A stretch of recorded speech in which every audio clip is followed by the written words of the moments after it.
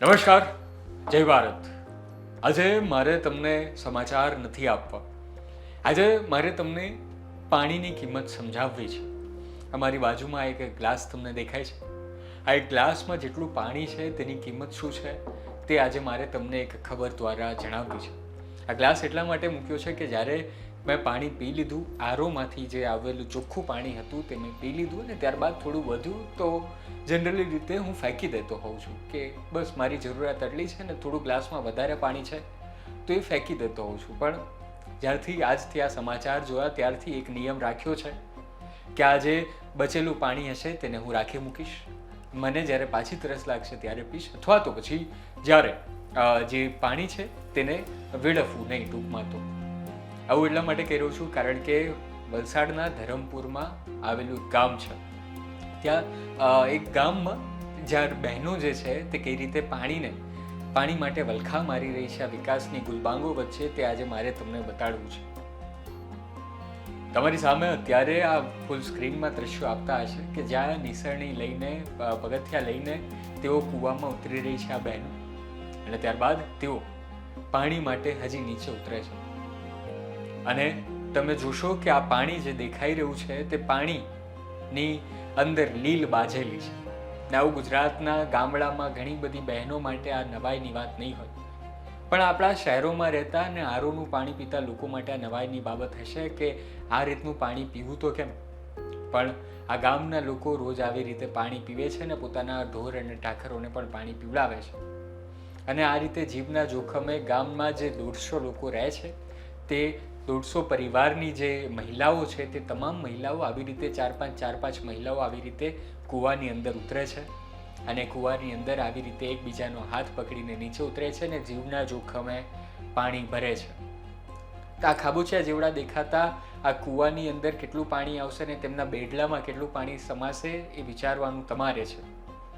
પણ એ વિચાર્યા બાદ અટકી ન જતા અને તમે પણ પાણી ન બગાડો તેની માટેની આ એક વિડીયો અત્યારે બનાવી રહ્યા છે. તમને આ વિઝ્યુઅલ્સ છે તે વિચારવા જરૂર મજબૂર કરશે કે ગુજરાતના ગામડાઓમાં જ્યાં વિકાસ નથી પહોંચ્યો, જ્યાં વિકાસ તરસ્યો છે, ત્યાં મહિલાઓ આવી રીતે પાણી ભરે છે.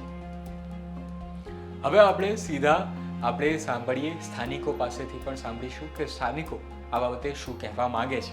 અમારી તકલીફ કૂવા માટે પાણી કશું નહીં મળે. 4-5 કૂવા છે પણ પીવા માટે તકલીફ. પાણી માટે જો કોઈ સુવિધા કરે એવો મારી વિનંતી છે. અને બૈરા પાણી લેવા માટે જાય છે ને ત્યારે 4-5 બૈરા જઈને એકબીજા પર એક લેગડા ભરીને ઉપર પાપર આપી દે ત્યારે અમારે રેશન પાણી થાય. નહીં તો પાણીની બહુ તકલીફ છે. ગાય માટે હોય તકલીફ અને બૈરા અમારે જુવાળ માટે માણસ માટે હોય તકલીફ. અને અમારે 4-5 કિલોમીટર દેશી ગાય છે તો 4-5 કિલોમીટર અમારે દેશી ગાય માટે પાણી પીવડાવવા માટે ડુંગર ચડાવવાની લઈ જવા પડે. એવું મારે બહુ તકલીફ. કોઈ સરકાર અમારે પાણી માટે કોઈ સુવિધા કરે તો બહુ સારું.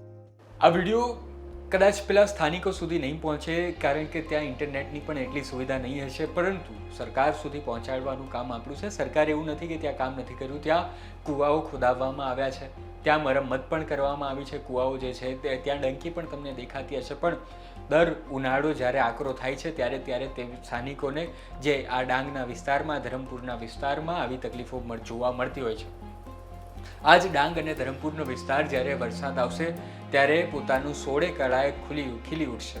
ત્યાં વનરાજીઓ ચારે કોર બાજી જશે, જ્યાં લીલી હરિયાળી છવાઈ જશે. પણ અત્યારે જે સ્થાનિકો જે કપરા કાળમાંથી આગળ વધી રહ્યા છે, તરસ માટે પોતાના ઢોર ઢાખરોને ખાલી પાણી પીવડાવવા માટે 5 થી 6 કિલોમીટર રોજના તેઓ લોકો ચાલી રહ્યા છે અને તેમની માટે આ વિડીયો બનાવી રહ્યા છે કે એક વાસ્તવિકતા આવી પણ છે કે જ્યાં દૂર દરાજના ગામડાઓમાં કૂવાઓ તો છે પણ દર વખતે આવી રીતે પાણી સુકાઈ જાય છે અને ત્યારે તેમને આવી રીતે પાણીની તકલીફ પડે છે. આ વિડીયો બનાવવાના 2 થી 3 મુખ્ય કારણ છે. પહેલું તો એ જ કે જે શહેરોમાં રહે છે, જેમને નળ ખોલતા જ પાણી આવી જાય છે, તેઓ એટલે કે હું અને તમે જે શહેરોમાં રહે છે તેઓ પાણીનો વેડફાટ બિલકુલ ન કરીએ. આપણે બચે તેટલું શક્ય હોય તેટલું પાણી પણ બચાવીએ. સાથે એ જ કે સરકાર જે કૂવાઓ ખોદાવી લે છે અને ત્યાં પછી પાણી નથી આવતું તો તેની માટે પણ કામ કરે. કારણ કે છેવાડાનો માણસ પણ તમને ટેક્સ આપે છે, તમને વોટ આપે છે, અને આપણી જવાબદારી બને છે કે છેવાડાનો માણસ જે દૂર દરાજ રહે છે તેને પણ વીજળી મળે, અને પાણી જેવી એક સામાન્ય જરૂરિયાતની બાબત છે, જીવન જરૂરિયાતની બાબત છે, તેનાથી તે લોકોને વંચિત કેમ ના રાખી શકાય. અને આમાં એક ભાગ આપણો પણ ખરો જે શહેરોમાં રહી રહ્યા છે તેમનો, કારણ કે તેમના ભાગનું પાણી જે તેમના ગામથી જે નદી વહે છે તે આપણે જ અહીંયા આવે છે, આપણા જ અહીંયા જે નહેરો આવી છે તેમાં તેમના જ ગામનું પાણી આવે છે. આપણા અહીંયાની જે કેમિકલ ફેક્ટરીઓ છે તે તેમના જ જે નદીઓ છે તેમના નદીઓમાં જ ઠલવવામાં આવે છે.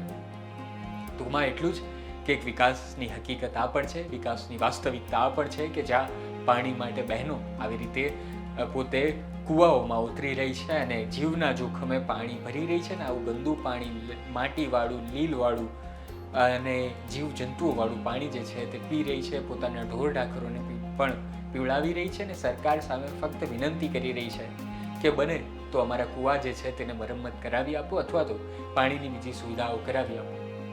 તમારું આ બાબતે શું કહેવું છે તે જરૂર જણાવો. આ વિડીયોને વધારેમાં વધારે શેર કરો જેથી તમે પાણી બાબતે જાગૃતિ ફેલાવી શકો અને યોગ્ય લોકો સુધી આ માહિતી પણ પહોંચાડી શકો કે ગુજરાતના ગામડાઓ એવા પણ છે કે જ્યાં પાણી બિલકુલ નથી પહોંચ્યું, અને જ્યાં પહોંચ્યું છે ત્યાં આવી રીતે કૂવામાં ઉતરીને તેમને પોતે પાણી મેળવવું પડે છે. આ વિડીયો કેવો લાગ્યો તે જણાવજો, અને આ જે દ્રશ્યો જોઈ રહ્યા હતા, સ્ટોરી જોઈ રહ્યા હતા તે વલસાડના અમારા સંવાદદાતા કૌશિક જોશીએ મોકલ્યા હતા. ધન્યવાદ.